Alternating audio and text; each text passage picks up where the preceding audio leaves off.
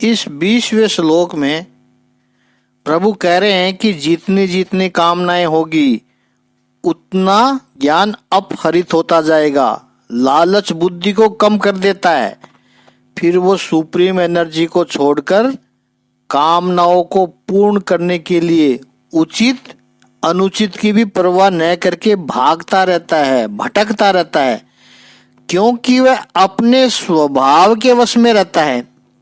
अब प्रश्न करे कोई कि ठीक है प्रभु, व्यक्ति तो अज्ञानी है, भटकता रहता है, लेकिन उस समय आप क्या करते हो? वो परमात्मा 21वें श्लोक में बता रहे हैं कि जो जो भक्त, यहाँ भक्त यानी सकामी भक्त, जिस जिस स्वरूप की श्रद्धा रखकर उपासना करना चाहता है, तो मैं उसकी श्रद्धा को वहां यानी उसी देवता में, उसी स्वरूप में स्थिर करता हूं, उसकी श्रद्धा को बढ़ाता हूं। जैसे वो साकामी भक्त यह सोचता है कि मंगलवार को उस हनुमान मंदिर में नारियल चढ़ाया और काम हो गया तो ठीक है, मैं उसकी श्रद्धा दृढ़ कर देता हूं। कृपा मैंने की, लेकिन उस माध्यम से उसकी श्रद्धा दृढ़ कर देता हूं। अब देखिए, जिसकी जैसी कामना वो उसी तरफ दौड़ेगा। जिसको संपत्ति की कामना है वो लक्ष्मी के मंदिर की तरफ दौड़ेगा, ज्ञान चाहिए तो मां सरस्वती, और बल की कामना होगी तो हनुमान जी के मंदिर की ओर जाएगा।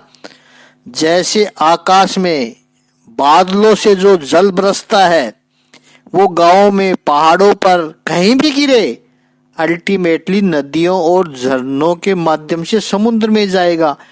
ठीक इसी तरह इस संसार में किसी भी देवता के, किसी भी स्वरूप के सामने आप श्रद्धा से पूजन करो, बंधन करो, तो अल्टीमेटली परमात्मा को ही पहुंचता है।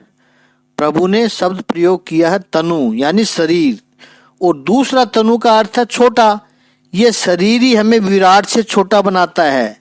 शरीर नहीं था तो हम परम तत्व का अंश आत्मा थे, जो पवित्र और विराट है। एक बात इस श्लोक में प्रभु ने और कही है कि इस तत्व है वो श्रद्धा को तभी दृढ़ करेगा जब वो साधना श्रद्धा से करेगा। अगर साधना श्रद्धा से नहीं होगी फिर ईश्वर कुछ भी नहीं कर सकता है। इसलिए उपासना के लिए, आराधना के लिए श्रद्धा अति आवश्यक है। श्रद्धा क्या है? श्रद्धा का अर्थ केवल बिलीफ नहीं है। श्रद्धा का अर्थ है अविश्वास की संपूर्ण अनुपस्थिति। Shraddha is not just trust, not just faith. श्रद्धा का अर्थ है कि उसके विपरीत कोई अन्य भाव है ही नहीं। जब व्यक्ति अलग अलग देवताओं की उपासना करता है तो आप उस देवता में उसकी श्रद्धा दृढ़ करते हो, तो प्रभु उस भक्त को अपनी ओर क्यों नहीं खींच लेते? तब परमात्मा कहते हैं कि उसके पीछे कारण है, क्योंकि यह भक्त नहीं समझता है कि सब देवता एक ही है और सब में मेरा ही स्वरूप है। लेकिन मुझे तो पता ही है कि उन सब में मैं ही हूं। फिर मैं जो करता हूं वो एकदम से ठीक है, क्योंकि अलग अलग देवों से उसको अलग अलग गुण प्राप्त होते हैं। जैसे गणेश जी का स्वरूप हाथी का है, उस स्वरूप से कई बात सीखने जैसी है। गणपति यानी ग्रुप का लीडर में क्या गुण होने चाहिए वो गणेश जी बताएंगे। हाथी बुद्धिमान प्राणी है, आंखें बारीक है, यानी दीर्घ दृष्टा होता है। जो समाज का विकास करना चाहता है उसे दीर्घ दृष्टा होना चाहिए। सूंड फ्लेक्सिबल होती है तो एक छोटा सा केला से लेकर बड़ा सा पेड़ तक उठा सकती है। ऐसे ही जो नेता है उसके लिए कोई काम छोटा नहीं है और न ही कोई काम दुस्तर नहीं है, बड़ा नहीं है।